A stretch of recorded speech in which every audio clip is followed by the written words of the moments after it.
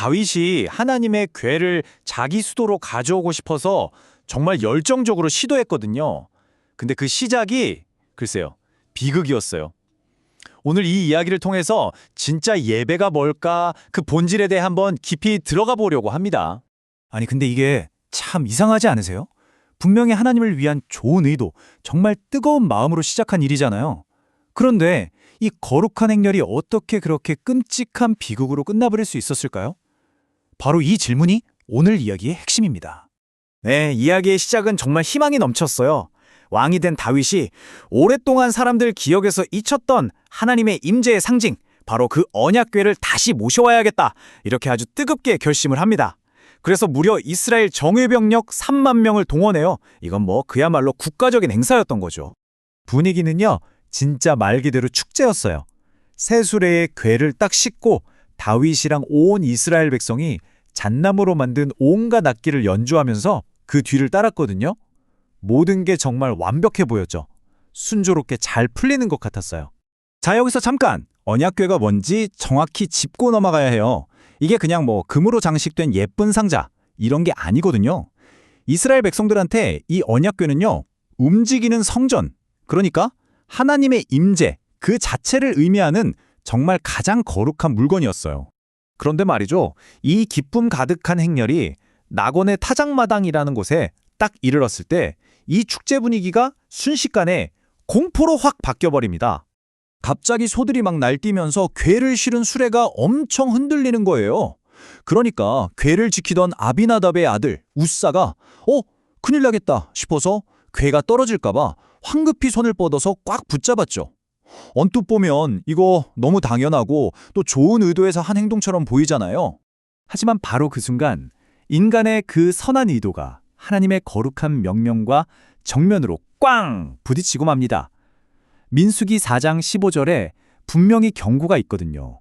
성물은 만지지 말아라. 만지면 죽는다. 이 율법은요, 하나님의 거룩함이 얼마나 절대적인지 우리 인간의 생각으로 함부로 판단하거나 끼어들 수 있는 영역이 아니라는 걸 보여주는 거였죠. 아니 그렇다고 해도 왜 이렇게까지 가혹한 벌이 내렸을까요? 그건 우사의 행동이 그냥 단순한 실수가 아니었기 때문이에요. 사실 그 이면에는요, 하나님의 명령보다 인간적인 방법을 앞세웠던 이 행렬 전체의 근본적인 잘못이 있었던 겁니다. 원래 율법대로라면 언약궤는 레위인들이 어깨에 메고 옮겨야 했거든요. 그런데 그들은 이방 민족인 블레셋 사람들이 썼던 방법, 그러니까 새 수레에 싣는 편한 방법을 선택한 거죠. 결국 하나님은 이 사건을 통해서 나의 거룩함은 너희 편이나 생각대로 다룰 수 있는 게 아니다 라는 걸 온 이스라엘에게 아주 분명하게 보여주신 겁니다. 이 끔찍한 장면을 바로 눈앞에서 본 다윗의 마음은 어땠을까요? 축제 분위기였다가 분노로, 그리고는 이내 정말 깊은 두려움으로 바뀌었어요. 그는 하나님의 그 엄청난 거룩함 앞에 완전히 압도되어서 언약궤를 자기 성으로 가져오는 걸 결국 포기해버립니다. 바로 이때 이야기에 아주 중요한 전환점이 찾아와요. 다윗은 언약궤를 예루살렘으로 가져가는 걸 포기하는 대신에 가드 사람 오베데돔이라는 사람의 집에 임시로 맡겨두기로 합니다. 자, 그래서 언약궤는 오베데돔의 집에 석 달 동안 머물게 돼요. 이 석 달이라는 시간 동안 다윗은 아마 자신의 그 뜨거웠던 열심이 왜 이런 비극을 낳았을까? 하나님의 뜻은 뭘까?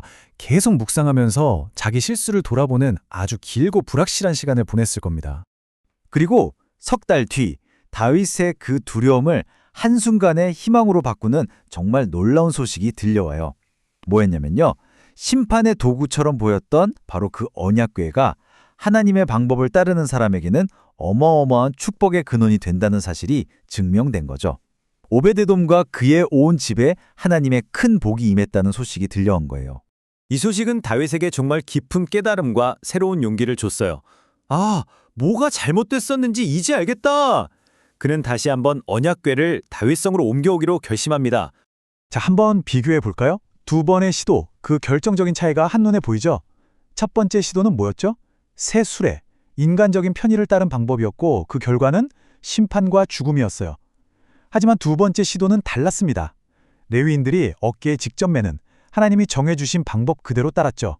바로 이 순종이라는 차이가 비극과 축복이라는 완전히 다른 결과를 만들어낸 겁니다. 그래서 두 번째 행렬의 모습은요, 첫 번째랑은 완전히 달랐습니다. 일단 하나님께 제사부터 드렸고요. 다윗은 왕의 체면, 위엄 이런 거 싹 다 내려놓습니다. 화려한 왕의 옷 대신에 제사장이 입는 아주 간소한 배 에봇 하나만 입고 정말 온 힘을 다해서 하나님 앞에서 어린아이처럼 기뻐하며 춤을 췄어요. 마침내 언약궤가 다윗성에 무사히 도착했고 다윗은 미리 준비해둔 장막 안에 궤를 모십니다. 그리고 이 기쁨을 혼자만 누리는 게 아니에요.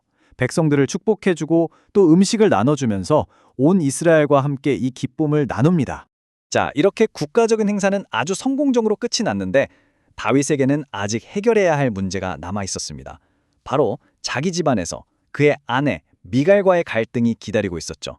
모두가 이렇게 기뻐하고 환호하는 바로 그 순간 다윗의 아내 미갈은 창문 너머로 이 광경을 아주 차갑게 지켜보고 있었어요.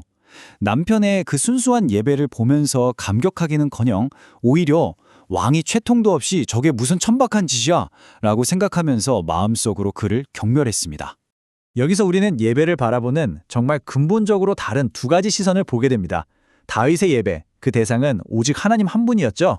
그런데 미갈의 시선은 어디에 있었나요? 사람들의 눈, 그리고 왕의 체면에 딱 고정되어 있었어요. 다윗에게는 온 힘을 다한 최고의 기쁨의 표현이었는데 미갈의 눈에는 그저 저속하고 부끄러운 행동으로만 보였던 겁니다. 미갈의 이런 차가운 비난에 다윗은 아주 단호하게 대답합니다. 이건 당신이나 백성들 보라고 한 게 아니야. 오직 여호와 하나님 앞에서 한 거야. 나는 그분을 위해서라면 이보다 더 낮아져서 더 천하게 보여도 상관없어. 자신의 예배가 누구를 향한 것인지 아주 명확하게 선포한 거죠. 다윗의 이 진실한 예배를 경멸했던 미갈. 그녀의 결말은 무척 엄숙합니다. 성경은 그녀가 죽는 날까지 자식이 없었다. 이렇게 기록하고 있거든요. 이건 하나님의 임재 앞에서 드리는 그 순전한 예배를 업신여겼던 그녀의 교만한 마음에 대한 하나님의 심판으로 해석될 수 있겠죠. 오늘 이 다윗과 미갈의 이야기는 마지막으로 우리 각자에게 아주 중요한 질문 하나를 던집니다.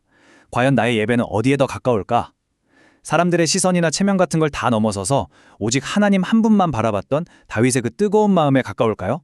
아니면 하나님의 임재 앞에서도 세상의 기준, 내 체면을 더 중요하게 여겼던 미갈의 그 차가운 시선에 가까울까요? 우리 모두가 한번 깊이 생각해 볼 문제인 것 같습니다.